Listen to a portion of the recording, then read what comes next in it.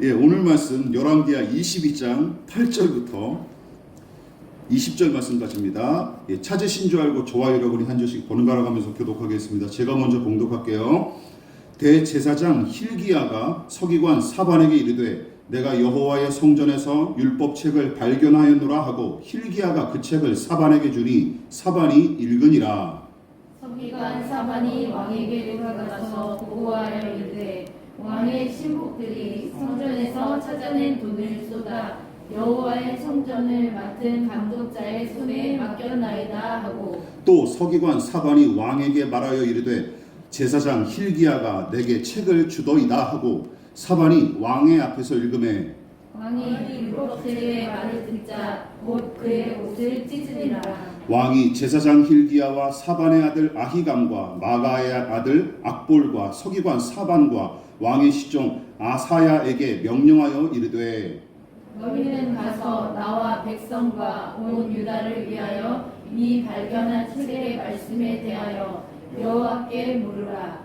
우리 조상들이 이 책의 말씀을 듣지 아니하며 이 책에 우리를 위하여 기록된 모든 것을 행하지 아니하였으므로 여호와께서 우리에게 내리신 진노가 크도다. 이에 제사장 힐기야와 또 아히감과 악볼과 사반과 아사야가 여선지 훌다에게로 나아가니 그는 힐하스의 손자 디과의 아들로서 예복을 주관하는 살룸의 아내라 예루살렘 둘째 구역에 거주하였더라. 그들이 그와 더불어 말하매 훌다가 그들에게 이르되 이스라엘 하나님 여호와의 말씀이 너희는 너희를 내게 보낸 사람에게 말하기를 여호와의 말씀이 내가 이곳과 그 주민에게 재앙을 내리되 곧 유다 왕이 읽은 책의 모든 말대로 하리니 이는 이 백성이 나를 버리고 다른 신에게 분양하며 그들의 손의 모든 행위로 나를 경노하게 하였습니다.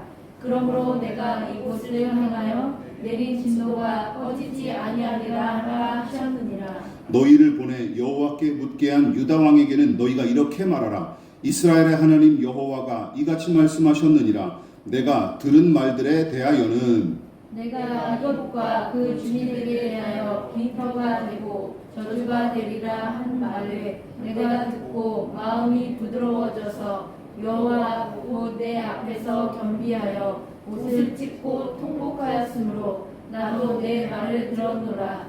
여호와가 말하였느니라. 우리 다 같이 그러므로 보라 내가 너로 너의 조상들에게 돌아가서 평안히 묘실로 들어가게 하리니 내가 이곳에 내리는 모든 재앙을 내 눈이 보지 못하리라 하셨느니라 하니 사자들이 왕에게 보고하니라. 아멘. 우리 말씀의 제목을 같이 한번 읽어보시겠습니다. 자, 시작. 책의 말씀에 대하여 여호와께 물으라. 책의 말씀에 대하여 여호와께 물으라 라는 제목으로 말씀의 은혜를 함께 나누도록 하겠습니다. 자, 우리는 지난 설교를 통해 요시야의 개혁이 어디서부터 어떤 계기로 시작됐고 어린 나이에도 불구하고 어떻게 과감히 개혁을 시도할 수 있었는지 대략적으로 살펴봤습니다. 특히 요시야의 청소년기와 청년기에 관해 열왕기서보다는 좀 더 상세하게 언급했던 역대서의 기록을 주로 살펴보면서 은혜를 나눴었죠. 특히 역대하는 요시야가 우상 철폐 정책을 성전 보수보다 먼저 시행한 사실을 언급했고 그것이 성전 보수에 관한 이야기를 먼저 기록한 열왕기하와 가장 큰 차이점인 것입니다. 무엇보다 요시야가 16세 즈음에 그의 조상 다윗의 하나님을 찾았다고 기록한 내용이 인상적이었는데 그로부터 4년 후인 20살 때부터는 우상들과 그 제단들에 대한 척결 정책을 본격적으로 단행하기에 이르죠. 이처럼 요시야는 우상 숭배의 관습을 척결하는 일부터 단행을 했고 그로부터 6년 뒤인 26세에 비로소 성전 보수 사업을 착수했던 것입니다. 자, 그렇다면 요시야는 어떻게 16살 나이에 여호와 하나님을 찾기 시작했을까요? 이 부분에서 저는 이렇게 정의했어요. 요시야가 피폐한 남유다의 현실을 직시했고 거기에 대한 문제의식이 있었기에 이 나라를 병들게 한 문제를 그 어린 나이에도 불구하고 다각도로 고민함과 동시에 그에 대한 해결책을 찾기 위해 고군분투했을 거로 추측을 합니다. 왜요? 왕이었으니까.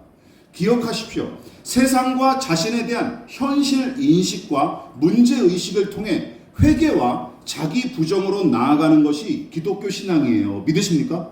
이게 없으면 기독교 신앙이 아닌 거예요. 이처럼 요시야가 남유다의 종교를 개혁하는 과정은 현실 인식과 문제의식을 통한 자기 반성과 회개의 길을 고스란히 따라갑니다. 그러나 그 정도로는 불충분하죠. 더 근본적으로는 요시야의 현실 인식을 형성함과 동시에 그의 문제의식을 촉발시킨 근본적인 원동력이 무엇이냐라는 것이죠. 율법책은 사라져서 없어졌을지언정 이스라엘 역사에 관한 기록들은 서기관들과 대제사장들 덕택에 일부나마 남아있었을 테고 더불어 신실한 일부 신하들이 지난 역사와 하나님에 관해 가르쳤을 가능성이 큽니다. 즉 요시야는 역사의 기록이나 신하들의 구절을 통해 여호와 하나님과 선왕들에 관한 이야기를 들었을 테고 그 이야기 속에 담긴 하나님의 뜻을 발견함으로써 마침내 그 뜻에서 상당히 어긋나 있는 지금의 이 남유다의 현실이 눈에 들어왔을 것입니다. 즉 뭐라고 정의했어요? 요시야는 역사를 통해 들려오는 하나님의 말씀을 들었던 것이 틀림없습니다. 역사를 통해 들려오는 하나님의 말씀 말이죠. 특히 요시야가 여로보암과 아합과 같은 왕들이나 솔로몬을 롤모델로 삼지 않고 굳이 다윗의 하나님을 찾은 것은 그가 부국강병이나 개인의 부귀 영화를 목표로 한 사람이 아니라 하나님 편에 서서 생각하고 행동했던 다윗처럼 왕의 직분을 감당함과 동시에 다윗이 만난 그 하나님을 자기도 평생 사랑하고 의지하기를 바랐기 때문이죠. 그의 신앙의 방향이 이렇게 올바르게 이미 그때부터 형성이 되어 있었던 거예요. 그런데 이스라엘 역사를 통해 들려오는 하나님의 말씀을 듣고 우상과 미신 척결을 용감히 시작했던 요시야는 6년 뒤인 26살에 선명하게 기록된 율법책의 기록을 마주함으로써 더 깊은 차원으로 나아가는 계기를 맞이합니다. 자, 첫 번째 우리 같이 한번 읽어보실까요? 시작. 율법책의 말씀을 듣고 옷을 찢은 요시야. 열왕기서의 기록과는 사뭇 다르게 역대서는 요시야의 이야기를 우상척결 정책으로부터 포문을 열었고 그것은 우연히 일어난 일이거나 선왕들과 차별화하기 위한 정치적 퍼포먼스 같은 것도 아니었습니다. 당연하죠. 왜 생각해 보십시오. 왜냐하면 우상숭배와 미신숭배의 관습이 적지 않은 기간 동안 남유다의 전반적인 분위기를 이미 장악해버렸고 많은 백성이 그 관습과 문화에 이미 길들여진 상태였는데 요시야의 우상척결 사업은 그야말로 대부분 백성에게 달갑지 않은 일이었을 뿐만 아니라 생각해 보십시오. 인력과 물자는 물론이고 비용도 엄청나게 요구되는 정책이었기 때문입니다. 누가 좋아하는 사람이 있었을까요? 저는 없었을 거라고 봅니다. 그런데도 고작 20살밖에 안 되는 왕이 무수한 반발과 엄청난 부담을 무릅쓰고서라도 우상철폐 정책을 과감히 시행한 것은 오로지 여호와 하나님을 향한 충성에서 비롯된 신앙적 결단 이외에는 달리 해석할 여지가 없어요. 다시 말해 역사 기록을 통해서든 아니면 일부 신실한 신하들의 구전을 통해서든 요시야는 지난 역사를 통해 여호와 하나님과의 관계가 이 나라와 민족의 관건임을 깨달았고 16세 때부터는 본격적으로 그의 조상 다윗의 하나님을 찾기 시작하면서부터 믿음을 다져 나갔던 것으로 보입니다. 다시 말해 하나님을 사랑하고 의지하는 믿음이 그때부터 이미 그의 내면에 자리매김했고 그 결과로 나타난 것이 바로 뭡니까? 두 가지죠. 우상철폐 정책과 성전 보수인 셈입니다. 저는 여기서 이 말씀이 떠올랐어요. 야고보서 말씀 같이 읽어볼까요? 시작. 믿음이 그의 행함과 함께 일하고 행함으로 믿음이 온전하게 되었느니라. 야고보 사도의 교훈이 요시야의 이야기를 통해 고스란히 증명된 것을 보십시오. 그의 믿음이 성전 보수와 우상 철폐 정책으로 고스란히 이어졌던 거예요. 어쨌든 이제 20대 초반을 간 넘긴 새파랗게 젊은 왕이 모세나 다윗처럼 완숙하거나 큰 믿음을 지니지는 않았을 텐데도 덜 무르익고 미력할지언정 이토록 과감한 개혁을 실행에 옮길 만큼 여러분 기억하십시오. 믿음의 힘은 대단한 것입니다. 믿으십니까? 믿음의 힘이란 이렇게 대단한 거예요. 그런데 하나님께서는 요시야가 지난 역사를 통해 들려오는 당신의 뜻을 깨닫고 믿음을 얻은 것에서 안주하지 않기를 바라셨던 것 같습니다. 자, 그래서 성전 보수를 진행하던 도중에 무슨 일이 생겨요? 우연치 않게 율법책이 발견되는 것이죠. 이건 요시야가 의도한 일이 아니었어요.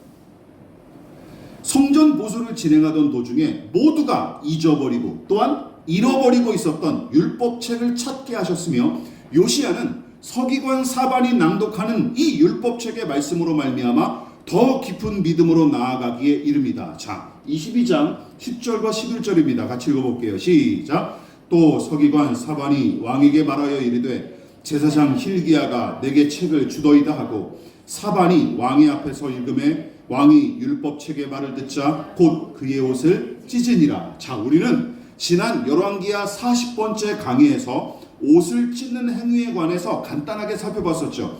이스라엘 사람들은 극심한 슬픔과 아픔을 겪거나 아니면 도무지 감당할 수 없는 절망과 분노에 사로잡힐 때면 마음이 갈갈이 찢어지는 고통을 표현하기 위해 입고 있던 옷을 찢었었는데 여러분 요시야도 율법책의 말씀을 듣고 심히 슬퍼하거나 절망했던 게 틀림없습니다. 그렇다면 그는 왜 율법책의 말씀을 듣고 심히 슬퍼하거나 절망했을까요? 자, 그 이유에 관해 유추해 볼 수 있는 내용이 여선지자 훌다의 예언에 담겨져 있습니다. 열왕기하 22장 19절 전반절을 볼까요? 같이 읽어볼게요. 시작. 내가 이곳과 그 주민에 대하여 빈터가 되고 저주가 되리라 한 말을 내가 듣고, 이게 훌다가 하나님으로부터 직접 들은 계시의 내용이거든요. 훌다 선지자는 이렇게 얘기하는 것이죠. 내가 이곳을 황폐하게 만들고 이 백성은 저주, 즉 심판을 받을 것이다 하는 내용이 적힌 율법책의 말씀을 요시야가 서기관 사반을 통해 들은 뒤에 큰 슬픔과 절망에 사로잡혀 옷을 찢었다고 지적합니다. 아마도 요시야는 레위기 26장과 같은 종류의 말씀을 듣고 사태의 심각성을 인지했던 것 같아요. 자, 이게 대표적인 말씀이에요. 레위기 26장 같이 읽어볼게요. 시작. 너희가 나를 거슬러 내게 청종하지 아니할진대 내가 너희의 죄대로 너희에게 7배나 더 재앙을 내릴 것이라.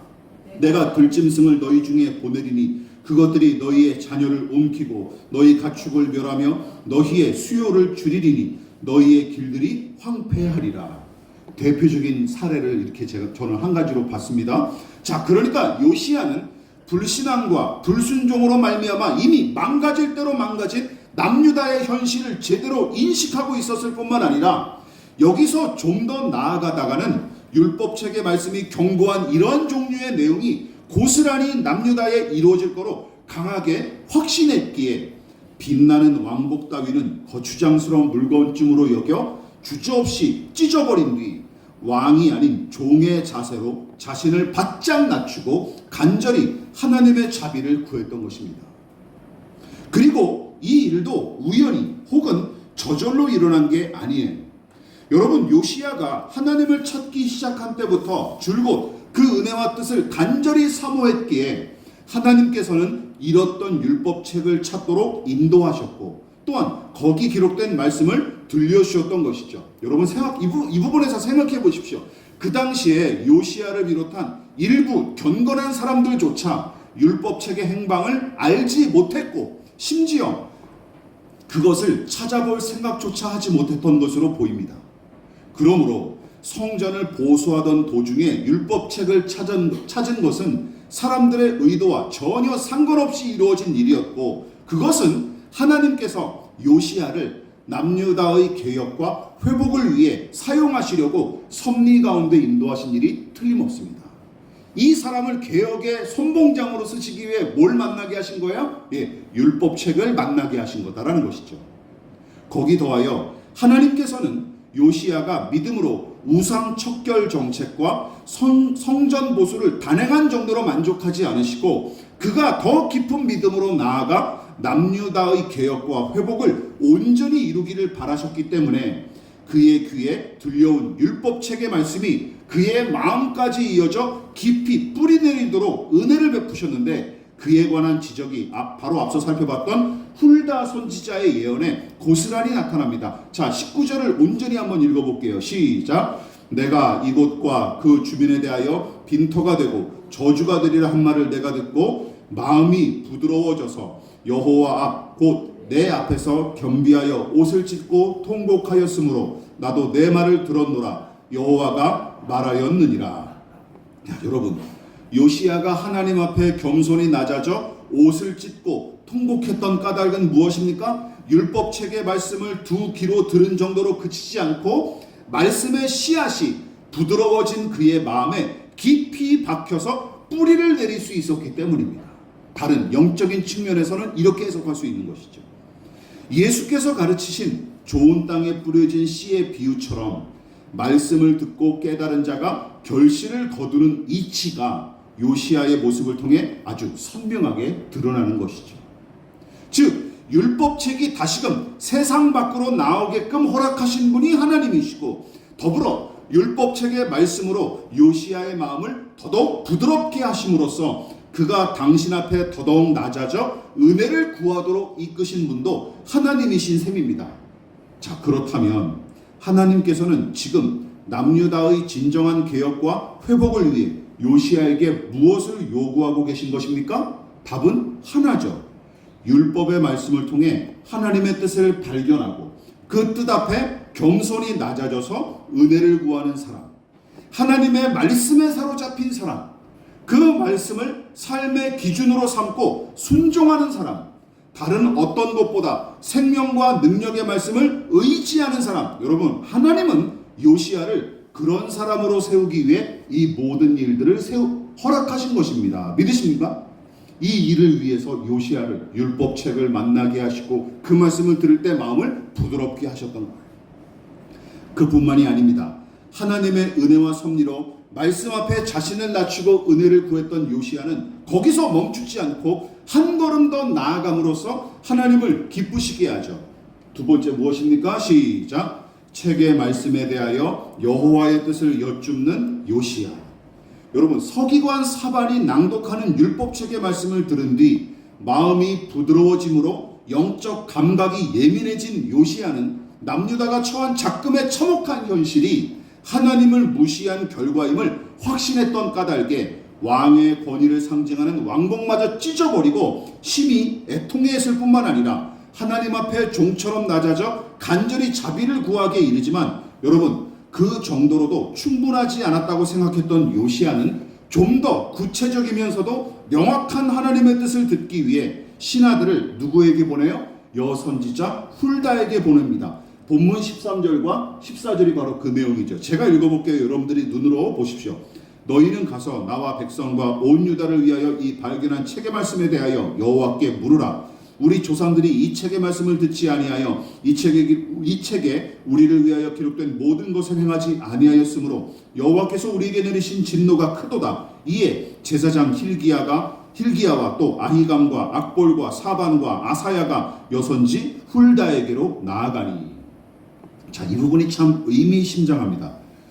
근데 한번 생각해 보십시오. 솔직히 말하자면 하나님의 뜻이 무엇인지 굳이 훌다 선지자에게 물어볼 필요가 없었습니다.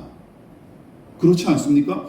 요시야는 율법책의 말씀을 듣고 이미 성령의 감동을 받아 부드러운 마음을 얻었으며, 더불어 이 말씀의 경고가 남유다에 실제로 이루어질 거로 확신하는 믿음도 있었어요. 그런데도 훌다 선지자에게 신하들을 보내 책의 말씀에 대하여 여호와께 물으라 하고 명령한 일은 얼른 이해하기가 쉽지 않습니다.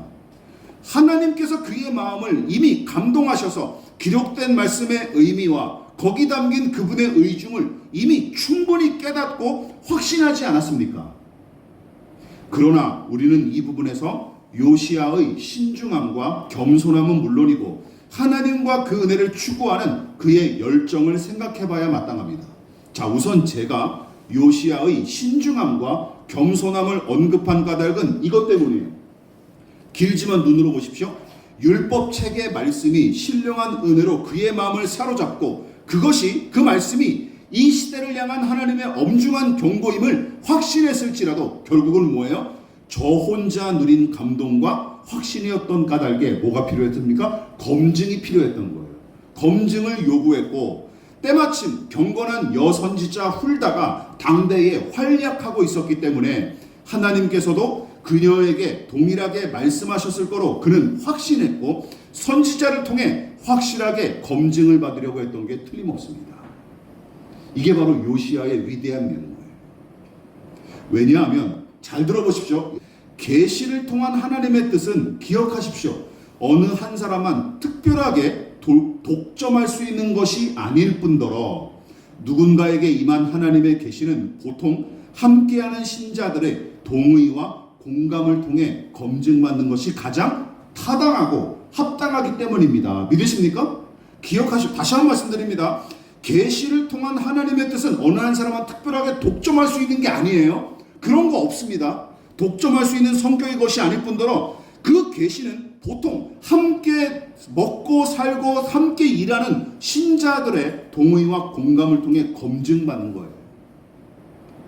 무엇보다 다윗이 사무엘과 나단과 같은 선지자들을 통해 경건한 여호사밧 왕이 엘리사 선지자를 통해 하나님의 뜻이 무엇인지 확인했던 일을 떠올려 보십시오.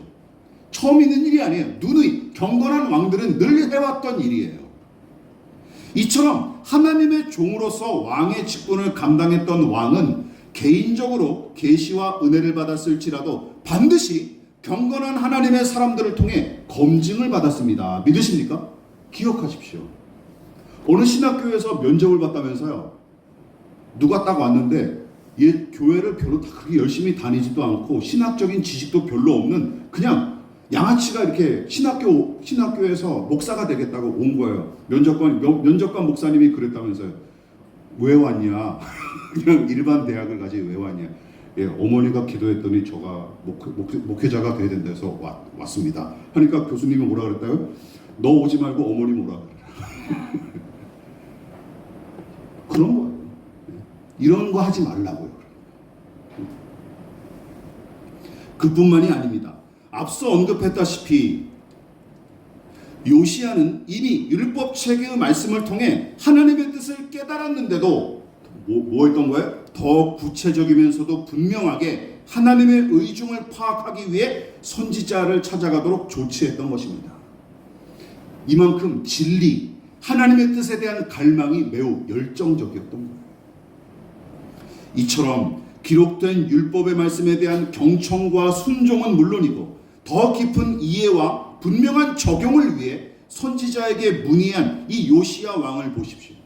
또한 홀로 이해하고 해석한 말씀과 그로 말미암은 은혜로 만족하지 않고 선지자를 통해 들려오는 하나님의 메시지에도 귀를 기울이기에 힘썼던 요시야의 모습은 두루마리에 기록된 하나님의 말씀을 더는 읽을 수 없어서 통곡했던 사도 요한은 물론이고 3번씩이나 병낫기를 기도한 끝에 내 은혜가 너에게 충분하다, 내 능력은 약한 데서 완전해진다는 진리를 마침내 체득했던 바울의 모습과 비슷합니다. 기억하십시오. 베드로 사도가 베드로후서 3장 18절에서 이렇게 얘기했죠. 하나님을 아는 지식에서 자라가라. 믿으십니까? 하나님을 아는 지식에서 자라가라 하고 명령한 말씀에 순종하는 사람, 여러분, 그가 바로 가장 예수님의 제자다울 뿐만 아니라 생명력 있는 신앙과 건강한 신앙을 소유한 사람입니다. 믿으십니까? 그거 잘 들어보십시오. 이 지식이, 이 믿음이 작년보다 올해보다 내년 자라가지 않으면 이미 그 믿음은 죽어가고 있는 거예요. 썩어가고 있는 거예요. 설교를 마무리하도록 하겠습니다. 하나님은 남유다의 개혁과 회복을 위해 요시야를 세우셨고 왕위에 오른 그는 역사를 통해 들려오는 하나님의 뜻을 깨달은 뒤부터 다윗의 하나님을 찾기 시작했으며 우연찮게 발견한 율법책의 말씀을 듣고 나서는 선왕들과 이 백성의 죄를 제거처럼 여기며 옷을 찢고 애통하기에 이릅니다. 그러니까 개인적으로 기록된 율법의 말씀을 통해 하나님의 뜻을 더욱 선명히 깨달음과 동시에 이 나라의 망가진 현실과 자기를 비롯한 이 백성의 처참한 운명이 빤히 보였기에 어린아이처럼 엎드려 울었던 것입니다. 그러나 역사 속에서 들려오는 하나님의 뜻과 율법책에 기록된 하나님의 말씀을 깨달은 데서 만족하지 않았습니다. 그가 깨달은 말씀이 진정 하나님으로부터 비롯된 것인지 검증할 필요가 있었고, 무엇보다 더욱 큰 확신과 은혜를 얻기 위해 훌다 선지자를 찾아가 더욱 구체적인 주의 뜻을 구하기에 이르죠. 여러분, 그리고 이 과정은 열왕기서와 역대서가 똑같이 기록하고 있습니다. 이것이 의미하는 바가 무엇입니까? 앞서 언급했다시피 이 모든 일은 남유다의 개혁과 회복을 위해 요시야를 세우는 과정으로서 하나님께서는 그를 말씀에 사로잡힌 사람, 말씀을 기준 삼고 순종하는 사람, 말씀을 의지하고 그 은혜를 갈망하는 사람으로서 삼으신 것이죠. 그래서 결론적으로 이렇게 정리할 수 있습니다. 하나님께서는 말씀에 사로잡혀 사는 사람, 말씀에 헌신하는 사람과 함께 일하시고 마침내 그 말씀의 사람을 통해 당신의 일을 성취하시는 분이십니다. 믿으십니까? 이것을 기억하십시오. 또한 진실로 하나님의 말씀에 사로잡혀 그 뜻대로 충성하는 사람은 본문의 요시야처럼 하나님 앞에 겸손히 자신을 낮출 줄 아는 것은 물론이고 신실한 믿음의 사람들을 동등한 하나님의 종으로 여겨 함께하기를 기뻐합니다. 기억하십시오. 이것이 말씀과 성령에 사로잡힌 사람의 가장 큰 특징이에요. 그런데 우리가 얼마나 오해하고 왜곡시키고 있습니까? 요즘 한국교회를 대표한답시고 떠벌리며 유세를 떠는 대형교회 목사들이나 하나님의 특별한 계시와 은혜를 자기 혼자 독점한 것처럼 행세하는 종교 사기꾼들이 허다한데, 기억하십시오. 사실 그런 사람들은 말씀에 사로잡혀 충성했던 경건한 신자들의 손톱만도 못한 존재들입니다. 손톱만도 못한 존재들이에요. 제가 순화해서 이렇게 표현한 겁니다. 그러므로 우리가 닮아가고 존경해야 할 사람들은 기독교를 빙자하여 장사하는 사역자들이나 대단히 신령한 체하며 사기를 치는 작자들이 아닙니다. 역사와 성경과 성령을 통해 들려오는 하나님의 말씀에 귀를 기울이는 사람, 그리고 그 말씀에 사로잡혀 순종하고 충성하는 그리스도인. 여러분, 하나님은 그 사람을 통해 당신의 뜻을 이루실 뿐만 아니라 믿음의 공동체인 교회를 보존하시고 마침내 당신의 나라를 완성하십니다. 믿으십니까? 이거를 기억하십시오. 다시 한번 말씀드립니다. 하나님은 이런 사람들을 통해 당신의 뜻을 이루시고 믿음의 공동체인 교회를 보존하십니다. 그리고 마침내 당신의 나라를 이 말씀에 사로잡힌 사람들을 통해 이루시는 거예요. 다시 한번 물어보겠습니다. 누가 그리스도인일까요? 누가 하나님께서 세우신 믿음의 사람입니까? 마지막으로 에스겔 선지자의 예언에 담긴 그 해답을 우리가 함께 읽어보면서 오늘 말씀을 마무리하도록 하겠습니다. 자, 우리 다 같이 한번 읽어볼까요? 자, 시작. 내가 너희를 여러 나라 가운데서 인도하여 내고 여러 민족 가운데에서 모아 데리고 고국 땅에 들어가서 맑은 물을 너희에게 뿌려서 너희로 정결하게 하되 곧 너희 모든 더러운 것에서와 모든 우상 숭배에서 너희를 정결하게 할 것이며 또 새 영을 너희 속에 두고 새 마음을 너희에게 주되 너희 육신에서 굳은 마음을 제거하고 부드러운 마음을 줄 것이며 또 내 영을 너희 속에 두어 너희로 내 율례를 행하게 하리니 너희가 내 규례를 지켜 행할지라. 아멘입니다. 그러므로 너희는 이렇게 기도하라. 하늘에 계신 우리 아버지, 아버지의 이름을 거룩하게 하시며 아버지의 나라가 오게 하시며 아버지의 뜻이 하늘에서와 같이 땅에서도 이루어지게 하소서. 오늘 우리에게 일용할 양식을 주시고 우리가 우리에게 잘못한 사람을 용서하여 준 것 같이 우리 죄를 용서하여 주시고 우리를 시험에 빠지지 않게 하시고 악에서 구하소서. 나라와 권능과 영광이 영원히 아버지의 것입니다. 아멘.